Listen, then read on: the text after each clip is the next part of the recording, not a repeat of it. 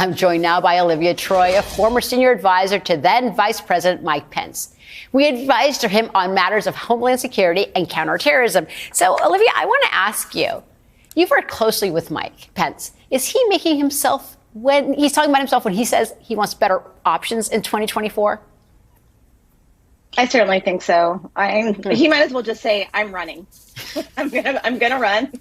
And I think he needs to start to distinguish himself from whatever the candidate platform is going to look like. And right now it's Trump.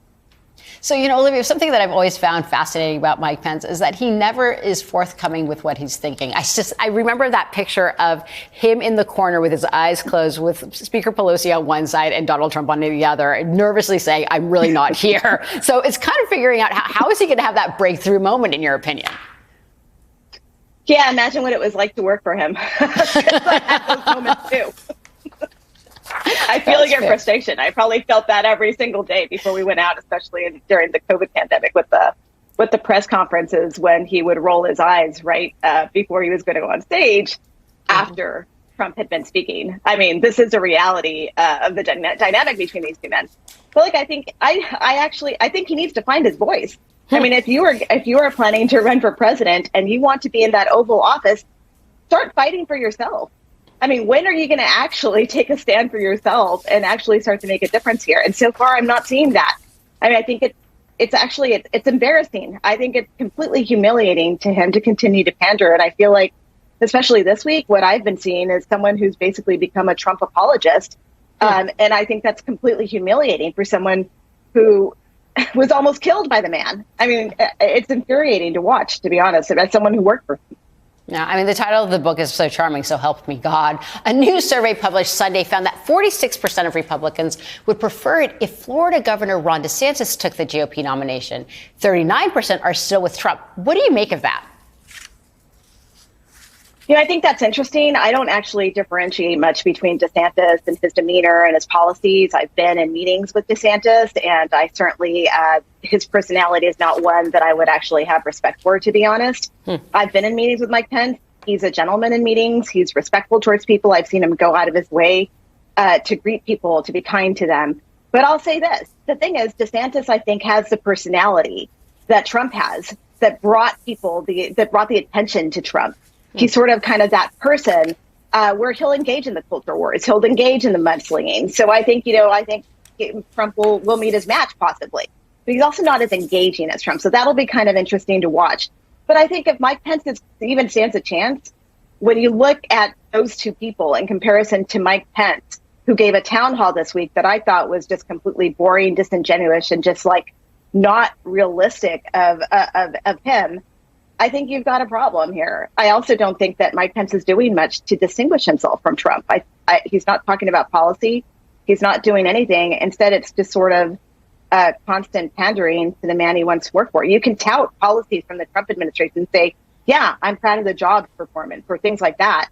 But then also separate yourself and not go after the Department of Justice, for example, like the rest of the Republicans are, which it's my understanding that Pence did that last night. He called it politicized. How are you different then? How are you different than Trump and any of these other people? It's really interesting that you call Pence a Trump apologist, because earlier this week, the former vice president told Margaret Brennan of CBS News that he would not be participating in the January 6th committee hearings. Take a listen to this. I never stood in the way of senior members of my team cooperating with the committee and testifying. But Congress has no right to my testimony. We have a separation of powers under the Constitution of the United States.